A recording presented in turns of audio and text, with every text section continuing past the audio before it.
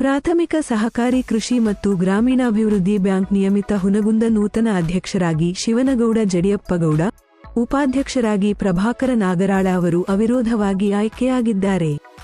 ನೂತನ ಅಧ್ಯಕ್ಷರಿಗೆ ಮತ್ತು ಉಪಾಧ್ಯಕ್ಷರಿಗೆ ಕರ್ನಾಟಕ ವೀರಶೈವ ಲಿಂಗಾಯತ ಅಭಿವೃದ್ಧಿ ನಿಗಮದ ಅಧ್ಯಕ್ಷರು ಹಾಗೂ ಹುನಗುಂದ ಮತಕ್ಷೇತ್ರದ ಜನಪ್ರಿಯ ಶಾಸಕರಾದ ಶ್ರೀ ವಿಜಯಾನಂದ ಎಸ್ ಕಾಶಪ್ಪನವರ ಅವರು ಅಭಿನಂದನೆ ತಿಳಿಸಿದರು.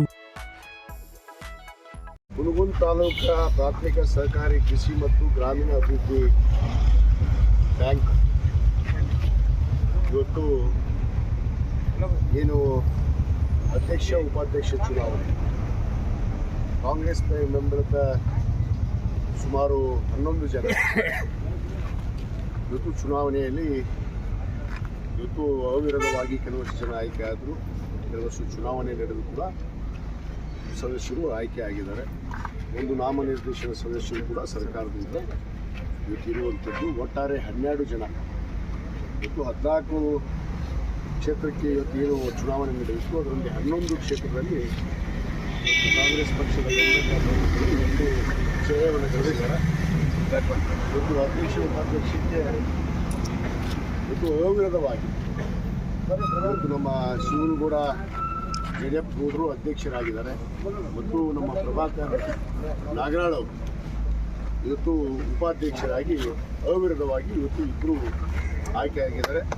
ಇವತ್ತು ನಾನು ಕಾಂಗ್ರೆಸ್ ಪಕ್ಷದ ವತಿಯಿಂದ ನಮ್ಮ ಪಕ್ಷದ ಎಲ್ಲ ಮುಖಂಡರ ವತಿಯಿಂದ ಮತ್ತು ಕಾರ್ಯಕರ್ತರ ವತಿಯಿಂದ ನಾನು ಇಬ್ಬರು ಅಧ್ಯಕ್ಷರಿಗೆ ಮತ್ತು ಉಪಾಧ್ಯಕ್ಷರಿಗೆ ಅಭಿನಂದನೆಯನ್ನು ಸಲ್ಲಿಸ್ತೇನೆ.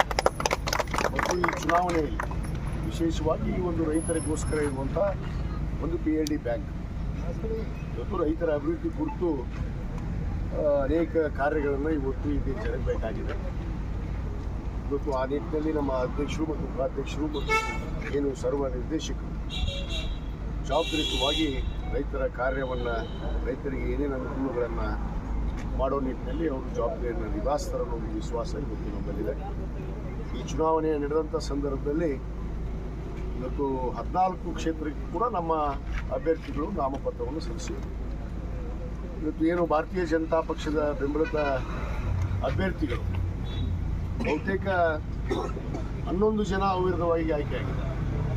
11 ಜನ 10 ಜನ ಅವಿರೋಧವಾಗಿ ಆಯ್ಕೆಯಾಗಿದೆ ಕಾಂಗ್ರೆಸ್ ಬೆಂಬಲಿತ ಅಭ್ಯರ್ಥಿ. ಅಲ್ಲಿ 3-4 ಕ್ಷೇತ್ರಕ್ಕೆ ಭಾರತೀಯ ಜನತಾ ಪಕ್ಷದ ಅಭ್ಯರ್ಥಿಗಳೇ ಇರಲಿಲ್ಲ. ನಾಮಪತ್ರ ಸಲ್ಲಿಸಿದವರು ಹಿಂದೆ ಪಡೆದ್ರು. ಅಂದರೆ ಇದರ ಅರ್ಥ ನೀವು ಮಾಡ್ಕೋಬೇಕು ಭಾರತೀಯ ಜನತಾ ಪಕ್ಷದ ಗತಿ ಏನಾಗಿದೆ ಈ ಮತಕ್ಷೇತ್ರದಲ್ಲಿ ಅಂತ. ಸುಮ್ಮನೆ ಮಾತಾಡುವಂಥದ್ದಲ್ಲ, ಚುನಾವಣೆಯನ್ನು ಎದುರಿಸ್ಬೇಕು. ಇವರು ಆ ಹಿಂದಿನ ಆಡಳಿತ ಮಾಡಿರುವಂಥ ಅಧ್ಯಕ್ಷನ ಇಟ್ಕೊಂಡು ಭಾರಿ ಆಟ ಆಡಿದ್ರು. ಬಹುತೇಕ ಈ ಬ್ಯಾಂಕನ್ನೇನು ಶಾಶ್ವತವಾಗಿ ಏನು ದಕ್ಕ ಖರೀದಿ ತಗೊಳ್ಳೋರ ಕೆಲವಷ್ಟು ಜನ ಆಡಳಿತ ಮಾಡಿದ್ರು. ರೈತರಿಗೆ ಅನ್ಯಾಯ ಮಾಡುವಂಥ ಕೆಲಸ ಮಾಡಿದ್ರು. ರೈತರಿಗೆ ಯಾವುದೇ ನ್ಯಾಯವನ್ನು ಕೊಡಲಿಲ್ಲ ಮತ್ತು ರೈತರಿಗೋಸ್ಕರ ಇರುವಂಥ ಈ ಒಂದು ಸಂಸ್ಥೆಯನ್ನು ದುರುಪಯೋಗ ಮಾಡಿಕೊಂಡು ಇವತ್ತು ರೈತರನ್ನೇ ಸದಸ್ಯತ್ವವನ್ನು ತೆಗೆದಿದ್ದು. ಆ ಎಲ್ಲ ಸಂಗತಿಯನ್ನು ಇವತ್ತು ಇಟ್ಕೊಂಡು ನಾವು ಈ ಚುನಾವಣೆಯನ್ನು ಎದುರಿಸಿದ್ವಿ. ಇವತ್ತು ಜಯ ಮತ್ತು ನಮ್ಮ ಅಧ್ಯಕ್ಷರ ಇವತ್ತು ನಮ್ಮ ಪಕ್ಷದ ಬೆಂಬಲಿತ ಅಭ್ಯರ್ಥಿಗಳೇ ಆಗಿದ್ದಾರೆ. ಇವತ್ತು ನಾನು ರೈತರಲ್ಲಿ ಹುನಗುಂದ ಮತಕ್ಷೇತ್ರದ ಇದು ಹುನಗುಂದ ತಾಲೂಕು ಆಗಿರ್ಬೋದು, ಇಳಕಲ್ ತಾಲೂಕಿನ ರೈತರಿಗೆ ಕಾಂಗ್ರೆಸ್ ಬೆಂಬಲಿತ ಅಧ್ಯಕ್ಷನೇ ಮಾಡಿದ್ವಿ, ನಾನೇ ಮಾಡಿದ್ವಿ. ಹಾಗಾಗಿ ಕೂಡ ಅಲ್ಲಿ ರೈತರಿಗೆ ಯಾವುದೇ ನ್ಯಾಯ ಕೊಡುವಂಥ ಕೆಲಸ ಮಾಡಲಿಲ್ಲ. ರೈತರ ಸೇರನ್ನೇ ಕಿತ್ತಾಕುವಂಥ ಕೆಲಸ ಮಾಡಿದ್ವಿ. ಅನೇಕ ಕ್ಷೇತ್ರದಲ್ಲಿ ಸೇರೆಗಳನ್ನು ತೆಗೆದು ರೈತರಿಗೆ ₹1 ಲಾಭವನ್ನು ಕೊಡದೆ ಅನೇಕ ಅವ್ಯವಹಾರಗಳಿದ್ದಾವೆ. ಆ ವ್ಯವಹಾರಗಳನ್ನು ಎಲ್ಲ ಬಯಲಿಗೆ ಎಳಿತೀನಿ ನಾನು. ಈಗ ನಮ್ಮ ಹೊಸ ಅಧ್ಯಕ್ಷರಿಂದ ಅವ್ಯವಹಾರಗಳು ಏನೇನು ನಡೆದಿದ್ದಾವೆ ಇಲ್ಲಿ ಬ್ಯಾಂಕಲ್ಲಿ ಅವು ಕೆಲವಷ್ಟು ಗಮನಕ್ಕೆ ಬಂದಿದ್ದಾವೆ. ಅವ್ರ ಅವ್ಯವಹಾರಗಳನ್ನು ಬಯಲಿಗೆ ಎಳಿತೀನಿ. ಎಲ್ಲಿ ಹೋಗಿದ್ದಾರಲ್ಲಿ ಅವರು ಅನುಭವಿಸ್ತೀವಿ. ಯಾರ ಜೊತೆಗೆ ಯಾರು ಬೆಂಬಲ ತಗೊಂಡಿರ್ತಾರೋ ನೋಡೋಣ.